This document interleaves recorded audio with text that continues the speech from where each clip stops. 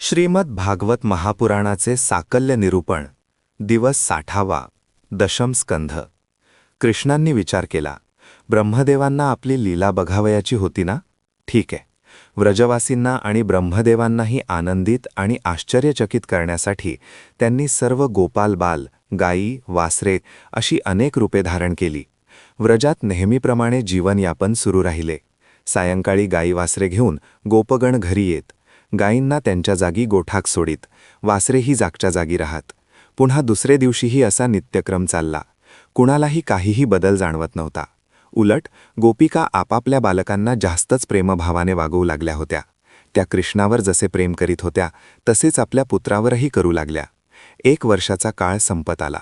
गवळीवाड्यात केलेली ही झांकी केवळ ब्रह्मदेवांना दाखवण्यासाठी नव्हती, किंवा गायी वासरे आपली मुले लुप्त झाल्यामुळे गोपीवर कोसळणारे दुःख टाळण्यासाठी नव्हते, तर यच्चार्यावत जगत म्हणजे केवळ भगवंतच आहे, जगत हे जगदीशाचा विकार आहे हे दाखवण्यासाठी केलेली ही लीला आहे। तुम्ही कुणावरही प्रेम कराल तर ते प्रभुप्रेमच होते, कुणाचाही द्वेष केला तर तो भगवंताचाच द्वेष होतो।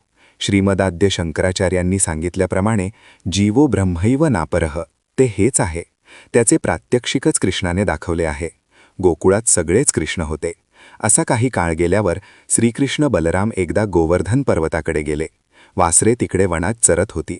पर्वत माथ्यावरून गायींनी आपल्या वासरांना पाहताच त्यांना अतीव प्रेमाने पान्हा फुटला। त्या धावतच आपल्या वत्सांकडे गेल्या आणि त्यांना पाजवीत चाटू लागल्या। ही दृश्य पाहून बलराम म्हणाले, कृष्णा, हे काय आहे?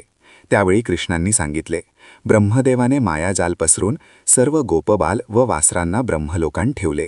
इकडे गोकुळातला हाहाकार टाळण्यासाठी मीच सर्व रूपे धारण केली। गोपबालकेच नव्हे तर त्यांची काठी, धोंगडी, त्यांची वासरे, वासरांच्या गळ्यातील दोरसुद्धा। इतक्यात ब्रह्मदेव आले। ते निमिषार्धात परत आले, पण व्रजात त्यावेळी 1 वर्ष उलटले होते। ब्रह्मदेवाचे घड्याळ कालमापन असेच आहे। आपल्या घरातील अंगणात एका टोकापासून दुसऱ्या टोकापर्यंत जाण्यास मुंगीला तिचे पूर्ण आयुष्यही लागेल, आपण मात्र ते 3 पावलातच पार करू शकतो। ब्रह्मदेवाने गोप व वत्स गुप्त ठेवून वळूनच पाहिले तो व्रजात 1 वर्ष होत आले होते। गायींना नवीन वासरे झाली होती। कालमापनाच्या अनेक पद्धती आहेत, त्यातही 9 प्रकार प्रचलित आहेत। ज्योतिर्गणितात त्याचे सविस्तर वर्णन आहे। ब्रह्मदेवाची ही कृती एका त्रुटीत झाली असे भागवतात वर्णन आले आहे। आई तावदेत्यात्मभूरात्म मानेन त्रुट्यनेहाता।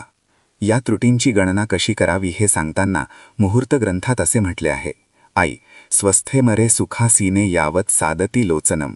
आई तस्य त्रिशत्तमो भागस्तत्परः परिकीर्तितः। आई तस्मात् शततमो भाग स्मृतिरित्यभिधीयते। स्वस्थ मनुष्याच्या डोळ्याची पापणी लावण्यास जो काल लागतो त्याच्या 300व्या भागाला तत्पर म्हणतात। आपण मात्र त्वरित आज्ञेचे पालन करणाऱ्याला तत्पर म्हणतो। या तत्पर कालाच्या 100व्या भागाला त्रुटी म्हणतात। इतका छोटा काळ व्रजात 1 वर्षाएवढा गेला। निमिषार्धात प्रतिसृष्टी निर्माण केलेली पाहून ब्रह्मदेवाचा भ्रम निराश झाला व त्यांनी भगवंतांची स्तुती करण्यास प्रारंभ केला।